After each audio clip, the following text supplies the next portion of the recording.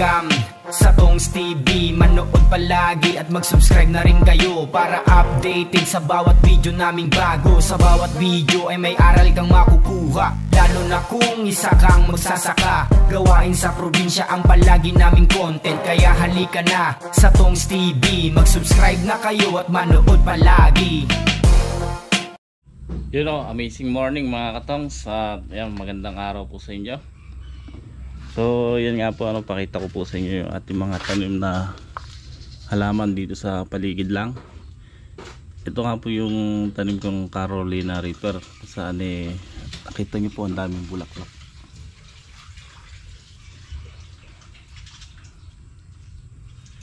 So yan po. At may bunga na nga po. Yan. Ito siya. Mukhang kwan naman po na original na Carolina Reaper kasi may buntot.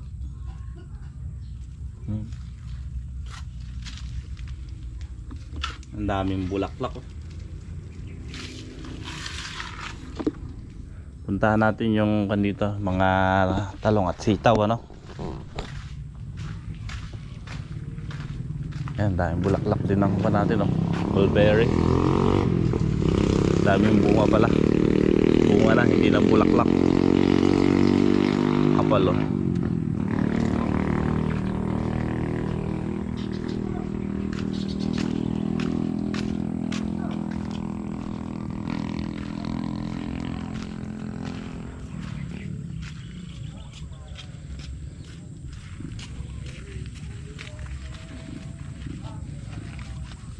harvest na tayo bukas, Ayan, daing bunga ng sitaw, Ito na nga po yung sitaw natin.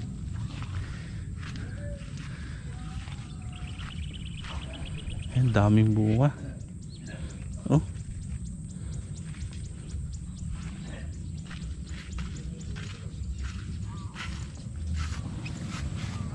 Tapos yung talong, may bunga na rin yung talong natin,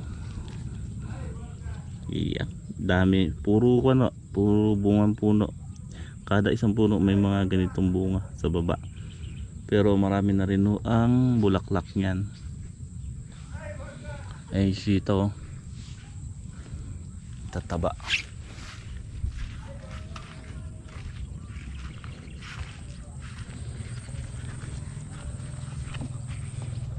Ay, maraming bunga dito sa likod, ayun.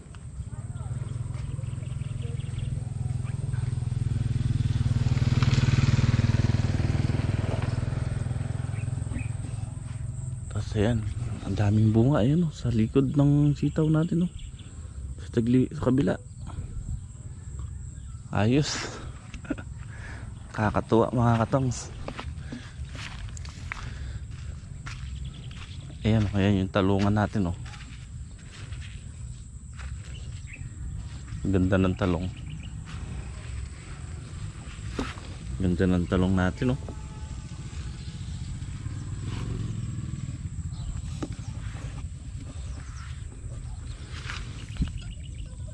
Ayan po, may mga buko pa, may mga bunga na.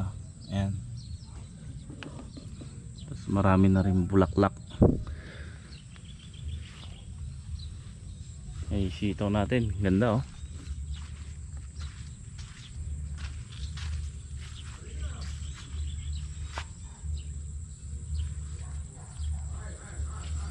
Kain na rin bunga.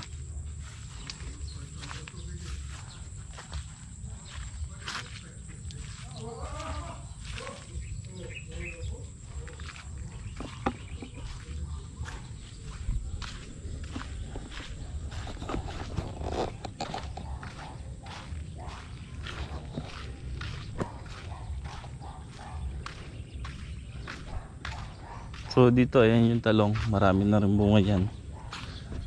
Ayan yung mga manok natin, nakakawala na.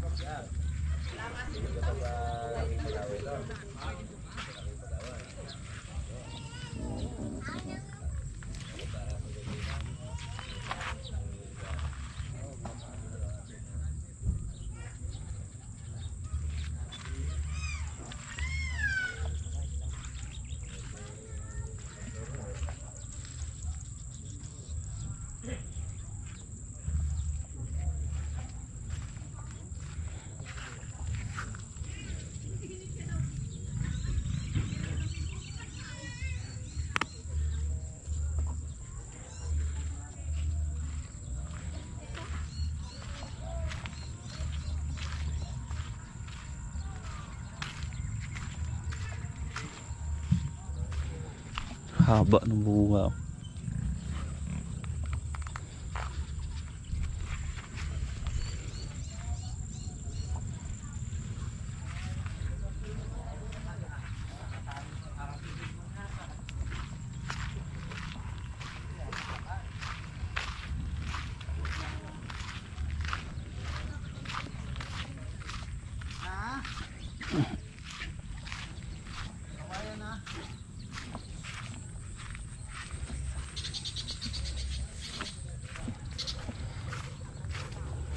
Tignan natin yung kwan dito mga katongs, yung talbusan natin.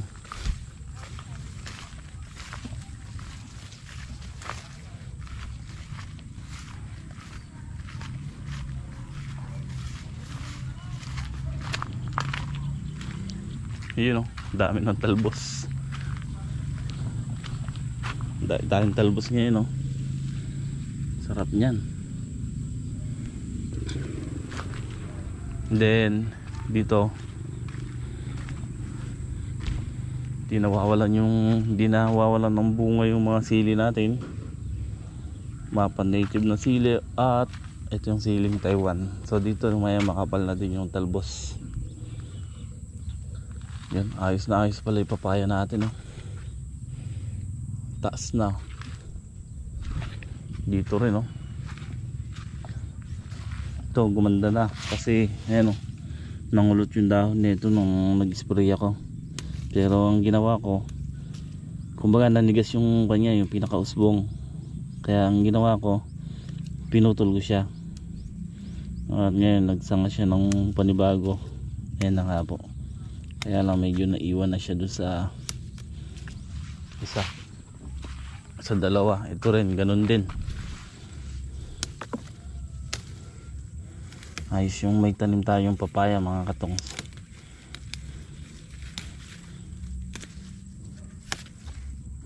Tinatanggal ko agad yung mga dahon. Yun lang, langgam. So ayan nga po mga katong, may ginagawa uli kami doon kay Sir Peter. Nandun nga po kami kahapon. May mga pinakabit lang na solar, then pinagambulan yung kalamansian. Tapos yun, konting linis. So hiniram mo kasi ng pamangkin ko yung GoPro ko dahil may project sila na kukuhanan. Kaya hindi ako napag-vlog, pero maya maya babalik po muli kami doon dahil may gagawin po uli kami, no. So ayan, thank you pala kay Sir Peter sa mga binigay niya, no, dahil ayan, na binigay ni Sir Peter na mga dilata. Sakto pagpunta nga namin doon, dumating daw yung package na pinadala doon sa kapatid at nakaparte naman po kami. Thank you po.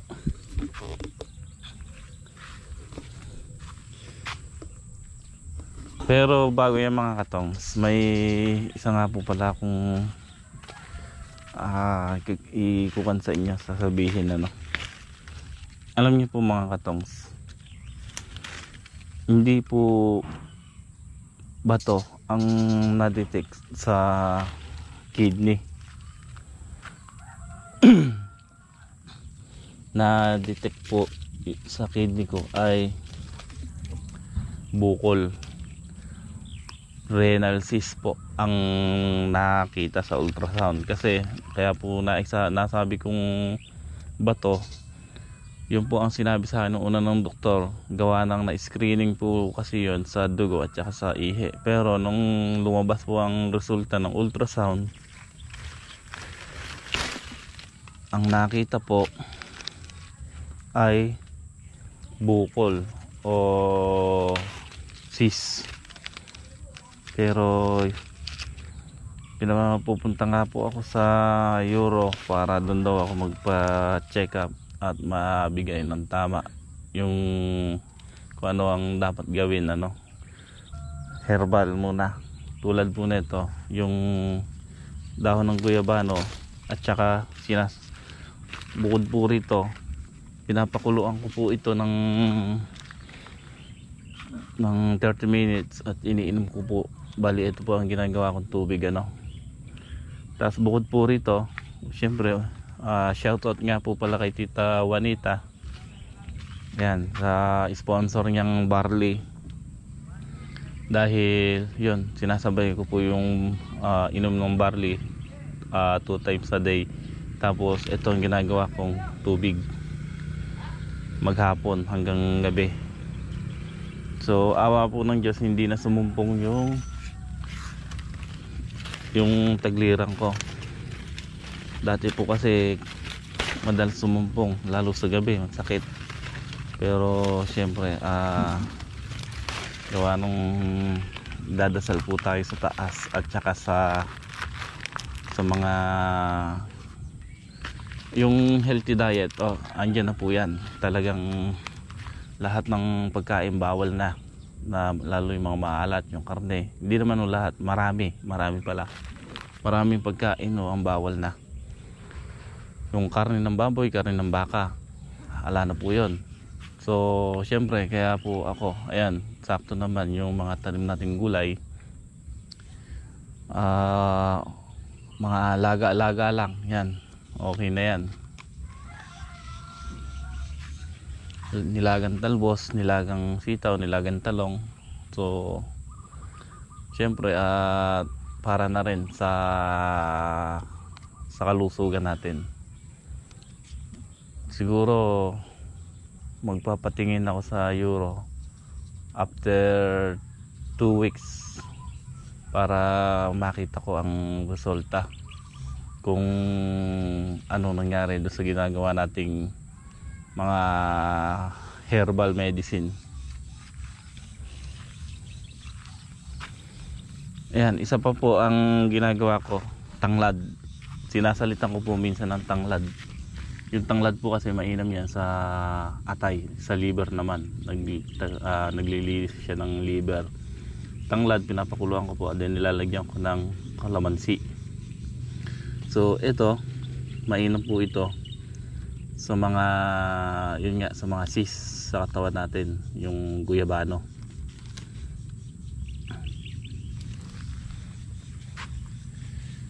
So yun, at ilalaga ko lang to, then maya maya sibat na rin kami, punta kami doon kila Sir Peter.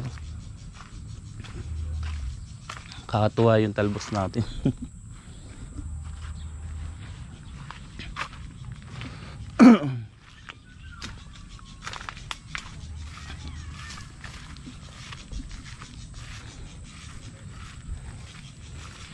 Ito maganda rin yung pitak nito.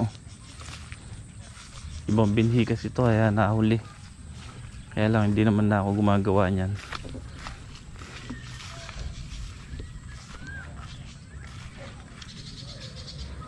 Ang ganda ng sitaw natin. Dito ang daming bunga naglawit. Ayos lang yan, nasa gilid naman ng kalsada, kaya maganda dito naglawit yung bunga para tago.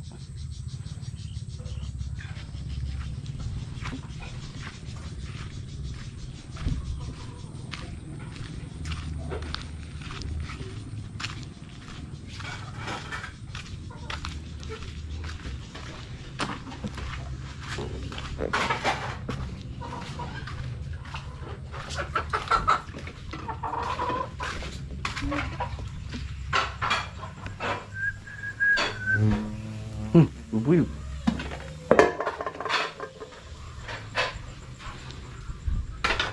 So yan mga katongs, ito yung ginamit ko kahapon. Yan, tuwing maga naglalaga po ako ng bago. Maghapon na po yun hanggang gabi. After kinabukasan, ito yung pinapalitan ko na ng bago.